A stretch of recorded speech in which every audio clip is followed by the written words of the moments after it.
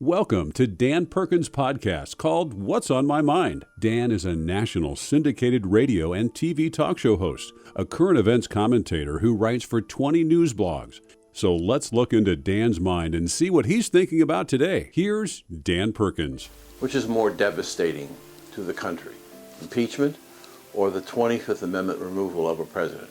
I'm Dan Perkins, and that's what's on my mind this week. I have thought long and hard about the title of this commentary and how it may anger many people. But making people angry is not a reason not to publish my thoughts. As a current events commentator, I have written perhaps 400 commentaries. Most often I try and write about things that might make people stop and think about the possibilities of the commentary's subject matter. In my life, I have seen 3 of the 4 impeachments in American history. I have never seen a political party try to use the 25th Amendment to remove the president. But let me take a moment to help you and share with you the language of the 25th Amendment, specifically Section 4. When the Vice President and the majority of either the principal offices of the executive departments or such other body as Congress may by law provide, transmit to the President pro tem of the Senate and the Speaker of the House of Representatives their written declaration that the President is unable to discharge the powers and duties of his office, the Vice President shall immediately assume the powers and duties of office of acting President. Quote, I believe that any vice president would never begin such proceedings because the president's cabinet officers are appointed by the president. And of course, the president could always fire the cabinet members who went along with such a movement, throwing the entire effort in chaos. The amendment calls for, quote, the other body, which was never established to attest to the president's fitness to serve. It has been suggested that the makeup of the other body be 4 psychiatrists, 4 medical doctors, and 2 retired statespersons, such as former presidents. 1 from each party would be appropriate. Then the 10 members would elect the chair. Thus the commission would be completely bipartisan and contain the opinions of the non-politicians. One would look at the process and understand why it would be so disruptive to our country and has never been done before. But things are different now. The House issued an impeachment of a private citizen. The Senate conducted an impeachment trial of a former president. Both actions clearly are against the Constitution. So what would be the scenario that would cause Vice President Harris to seek a vote of the cabinet to declare that President Biden is not fit from a mental capacity standpoint to govern and must be replaced? She would have to decide, along with the majority of the cabinet, that the party's agenda would be in jeopardy and that President Joe Biden and his competency would be in question.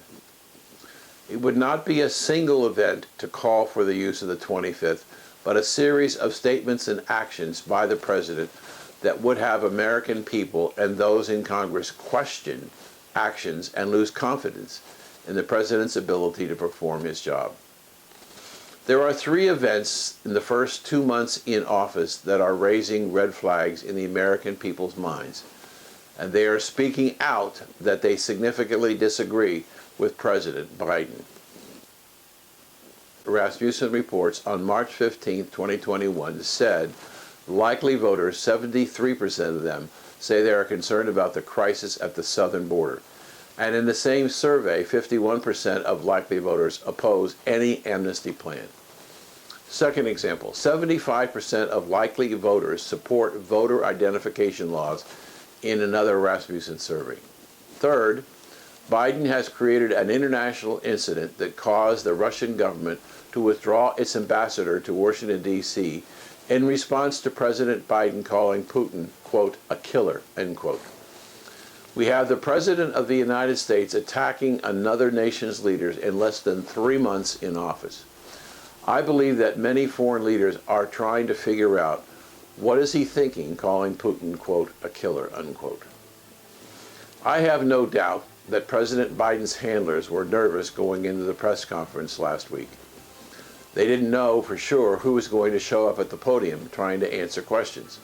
I think he did poorly at the news conference. In fact, the Washington Post gave him 4 Pinocchios on the Georgia voting laws alone. You should start looking for rumblings that say we can't take the risk of letting him continue. Sooner or later, the American people will learn that their president of less than 100 days in office stood at the podium, looked at us, and lied to us about what was going on at the border. Here's proof of my charge. This chart is from the Border Patrol, and it shows the level of illegals coming over the border in the last 4 winters. The seasonal pattern, as President Biden told us, that was happening is not true. February had over 100,000 illegals crossing the border, and the mainstream media is not challenging his description. Border experts are now predicting over 1 million illegals will enter the United States this year, perhaps more. The American people know when they are not allowed to see what is happening, then what is happening is not good for America. I believe he can fight off critics for a while, but if he hides out in the White House, the rumbles will increase, and you will hear 2 stories develop. Biden will resign because of his health for the good of the country. And if he refuses, Harris will enact the 25th Amendment, and the mainstream media will start asking this question: what's wrong with President Biden? What's wrong with President Biden? I suggest that we don't have to wait. I'll say it now. There's something wrong with President Biden, and he needs to go. That's what's on my mind. I'm Dan Perkins, and thanks for watching.